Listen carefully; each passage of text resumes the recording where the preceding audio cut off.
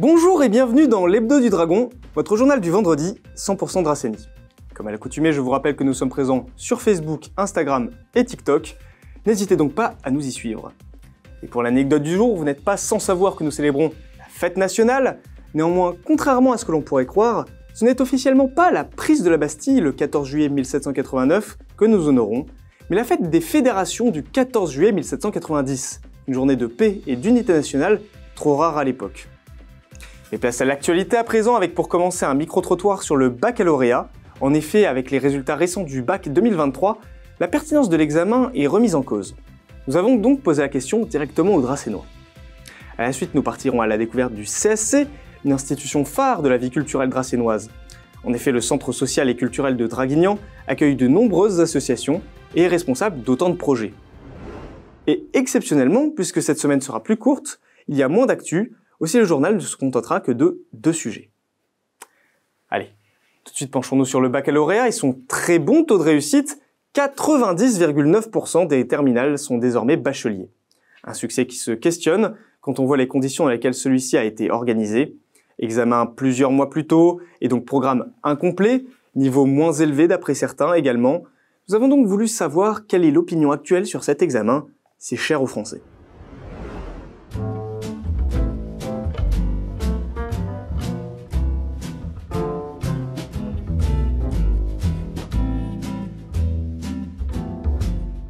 Oui, je pense qu'il est très utile pour les jeunes, ça les motive aussi pour la suite. Et puis c'est important, ça a toujours été important le bac. C'est une porte d'entrée pour plein de choses, mais c'est tout quoi. C'est presque une formalité, je dirais maintenant. Oui, tout à fait. Ça peut amener à continuer à faire des études plus longues. Oui, je trouve que c'est très très important.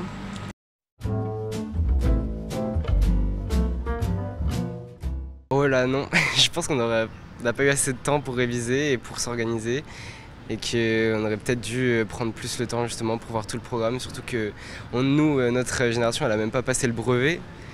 Donc après, ça nous démotive pour le reste de l'année, on n'a plus envie de venir en fait. On a déjà passé la moitié du bac, on sait qu'on l'a, donc on n'a pas envie de refaire les derniers mois quoi. Non, je pense que faut pas que ça soit trop tôt, parce qu'après, les jeunes ils perdent le fil, ils partent en vacances le 1er juin bientôt, donc je trouve que c'est pas bon quoi. Non, je pense que je vais peut-être pas être vieux jeu, mais je pense qu'il faut aller jusqu'au bout de l'école, parce que souvent ils n'ont pas fini les programmes. Je trouve que les élèves à l'heure actuelle ne vont plus à l'école, et ça c'est vraiment regrettable.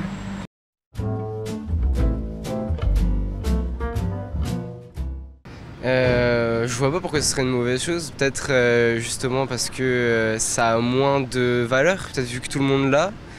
Mais non, je trouve pas que c'est une mauvaise chose, juste que ça perd un peu de valeur quoi, auprès des gens quoi, parce que tout le monde l'a. Très bonne chose, oui, ça motive pour les jeunes qui suivront derrière. Bon, je pense qu'on donne la chance à beaucoup de jeunes, au moins ça c'est positif. Après, la valeur de l'examen, moi je le mets un peu en doute, voilà. Je pense que oui, que c'est pas mal, c'est une bonne réussite. Oui, s'ils le méritent. Mais est-ce que le niveau n'a pas baissé? Est-ce qu'ils n'ont pas baissé le niveau du bac? Parce que quand même 90%, je trouve que c'est énorme. À l'heure actuelle, excusez-moi, moi j'ai des grands garçons, donc ils ont déjà passé le bac, mais ils savent plus écrire, ils savent plus lire, ils savent plus compter, ils savent pas rendre la monnaie. Donc on me dit 80% de réussite, je trouve ça un peu bizarre quand même.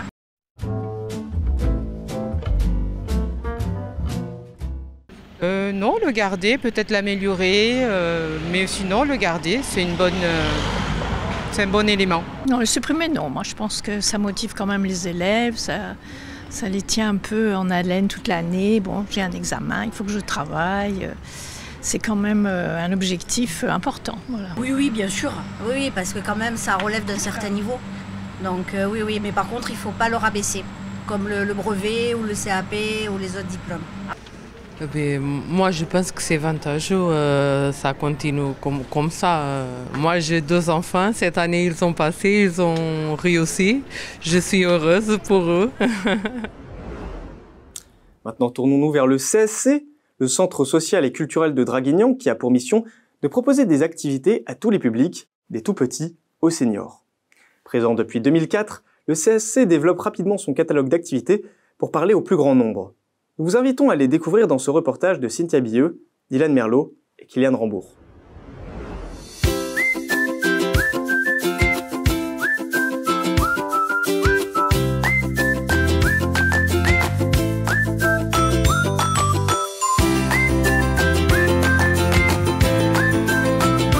Le Centre social et culturel de Draguignan est une association loi 1901 qui, depuis 2004, propose des activités de toutes sortes pour un public allant des tout-petits aux seniors.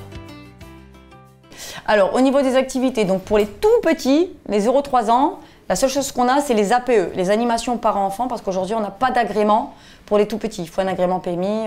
Malheureusement, on n'est pas doté du local adéquat. Ensuite, pour les 3-6 ans, c'est pareil, c'est le même principe que les 0-3 ans puisqu'on n'a pas d'agrément PMI et PMI c'est jusqu'à 6 ans. 6-11 ans, on a donc l'accompagnement à la scolarité et on a l'accueil de loisirs, donc l'accueil loisirs périscolaire sur les mercredis et on a l'accueil extrascolaire sur les vacances scolaires. Pour les 11-17 ans, c'est relativement la même chose, on a le périscolaire le mardi soir, le vendredi soir, ainsi que les vacances scolaires et tout le mois de juillet. Ça, c'est une petite différence par rapport aux 6-11 ans. Ensuite, on a donc depuis peu les 17-25 ans qui interviennent chez nous dans le cadre d'un accueil libre fait par notre médiateur social éducatif. Nouveauté aussi sur 2022-2023, on a un médiateur social éducatif, donc Nabil Merzoug, qui va sur les quartiers, qui récolte la parole des habitants, qui répond aux problématiques à l'instant T, on essaye du moins d'avoir des réponses. Ensuite, on a le public adulte. Donc les adultes sont essentiellement sur les anciennement FLE, français langue étrangère. Pareil, il nous manque des bénévoles. Et ensuite, on a le pôle senior qui était en déclin sur les années précédentes pour diverses raisons. Et depuis mon arrivée en 2021, ça augmente. Parce que ce qui manquait à ce jour au centre social, c'est la transversalité et le travail entre toutes les générations. Donc on a toutes les générations, mais c'est chacun bridé dans son secteur, alors que dans le nouveau projet social, on souhaite tendre vers des plus anciens qui apprennent aux petits, aux jeunes, parce qu'il y a ce savoir de l'antan. Il y a les jeunes aussi qui peuvent aussi apprendre aux seniors. Je pense à la fracture numérique, parce qu'on est sur du dématérialisé aujourd'hui, et donc il faut avancer sur ce sujet-là. Comportant 10 salariés pour environ 560 adhérents en 2023, ils sont toujours à la recherche de bénévoles pour leurs activités telles que l'aide à l'accompagnement scolaire. Dans le cadre du CLAS, il y a une vigilance accrue sur le nombre de personnel mis à disposition sur cette activité. Aujourd'hui, il nous faut 4 personnels pour mener à bien cette activité le lundi, le mardi, le jeudi et le vendredi à destination du public enfance-jeunesse, 11-17 ans. Sauf que j'ai pas assez de moyens humains pour maintenir ces activités à ce jour. Voilà, donc il me faut des bénévoles pour pouvoir accompagner les enfants dans leur scolarité. Alors ce n'est pas de l'aide aux devoirs pure, il y a une partie bien évidemment qu'on accentue sur les devoirs, mais c'est de l'accompagnement. Donc c'est savoir comment on peut faire les devoirs à la maison, quels sont les outils qu'on peut mettre en place, quelles billes on peut leur donner, parce que comme je le disais, les plus anciens sont à l'école, ils ont des techniques différentes d'apprentissage, on n'est pas éducation nationale, on n'est pas prof, donc on essaye de mettre le pied à l'étrier à ces enfants et ces jeunes, mais si on n'a pas de bénévoles, notamment pour le CLAS, c'est très très compliqué. Alors, pour ceux qui font les activités, donc c'est du 11-17 ans. Donc, on a du 11-17 ans. Non, je dis une bêtise, c'est du 6-11 ans et du 11-17 ans. Voilà, c'est 4 clubs. 2 clubs de 6-11 ans, les primaires, et 2 clubs de collège-lycée, 11-17 ans. Voilà, donc ça soit 4 clubs, avec donc 2, 4, 6, 4, 4, 8, 4, 12 et 4, 16 intervenants au total sur la semaine. Voilà, ça peut être les mêmes intervenants, mais officiellement, il nous en faut 16. Voilà. Et le public visé, donc c'est le QPV, donc le quartier des Colettes sur lequel on intervient, donc avec une cartographie bien spécifiée. Néanmoins, on ne ferme pas la porte aux autres. parce qu'un centre social, c'est une ouverture, c'est un lieu de ressources pour tous. Mais c'est vrai que c'est privilégié enfants issus des quartiers politiques de la ville, quartiers prioritaires. Les bénévoles, ils peuvent venir de partout. S'ils viennent du quartier, tant mieux, parce qu'ils connaissent déjà les problématiques. S'ils viennent d'ailleurs, bienvenue. Et c'était tout pour l'actualité. Direction les stades à présent avec Adam qui nous présente l'actualité sportive. Bonjour à toutes et à tous et bienvenue sur Infosport, votre rubrique sur le sport en Dracénie.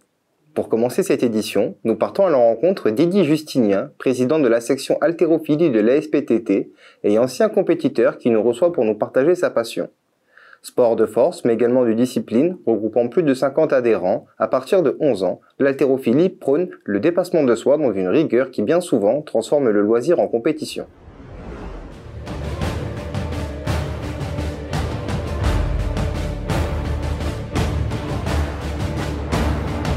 Alors moi c'est Eddy Justinien, donc ça fait depuis 95, enfin même 94 que je suis adhérent dans la section haltérophilie musculation. C'est un sport vraiment qui demande beaucoup de qualité, de souplesse, de vitesse, d'explosivité et qui est reconnu même très bon pour le corps et l'ossature en général parce qu'elle apprend aux jeunes à soulever une charge en étant placé, le dos avec les cuisses. Et, en fait c'est l'école du dos comme on l'appelle et c'est un très bon sport pour se développer contrairement à ce qu'on peut croire. On sort d'une saison là, avec un vice-champion de France, un finaliste au championnat de France, une championne fédérale. On est je crois à 4 ou 5 titres de champion du Var.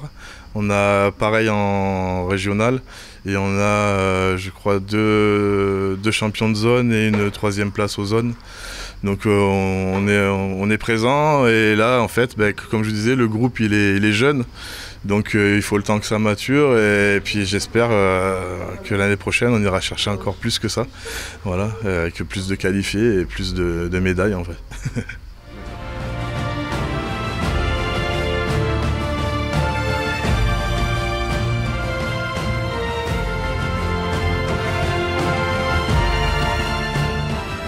Je m'appelle Lucio Salvatici, j'ai 13 ans et je pratique l'haltérophilie depuis 3 ans et demi. Dans l'haltérophilie, ce qui me plaît, c'est faire des barres, faire des records des max, voilà. J'ai fait les départementales, donc j'ai fait premier. J'ai fait premier au régional et j'ai fait vice-champion de France, du coup voilà.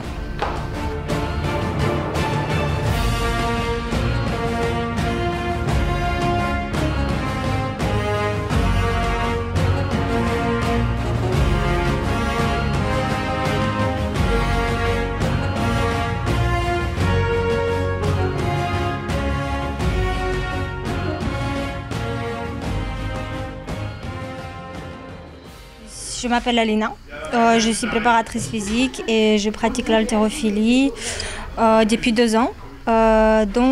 Cette année, c'est la première année de compétition. J'ai passé mon brevet fédéral d'haltérophilie à Lyon et c'est en passant cette formation que j'ai découvert l'haltérophilie. Cette année, j'ai fait les championnats de Provence, championnat de Var et je suis allée jusqu'aux interrégionaux où j'ai eu j'ai fait 2e. Et j'aimerais casser en fait cette image puisque je trouve que c'est au-delà de ça. C'est un travail hyper technique, 70% je peux dire, 70% de la technique, ensuite force, puissance, explosivité. Et j'aimerais inciter les gens à la pratiquer, à au moins découvrir, puisque c'est une discipline qui est très complète.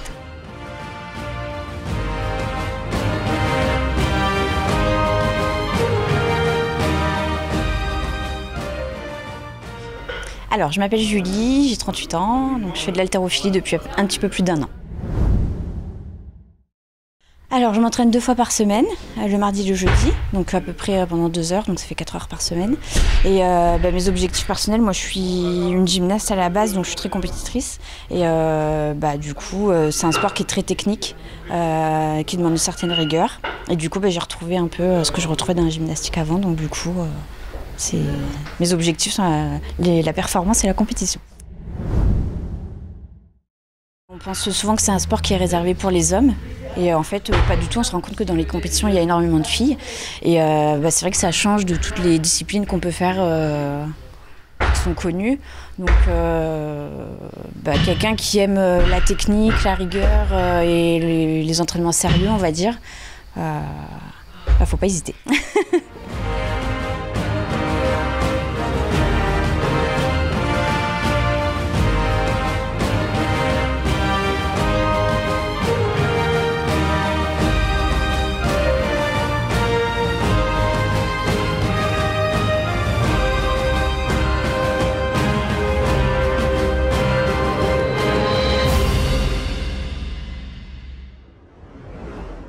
Petit tour du côté de la pétanque. La triplette de l'ABC Draguignan a remporté la semaine dernière le championnat de France de jeu provençal à Balma.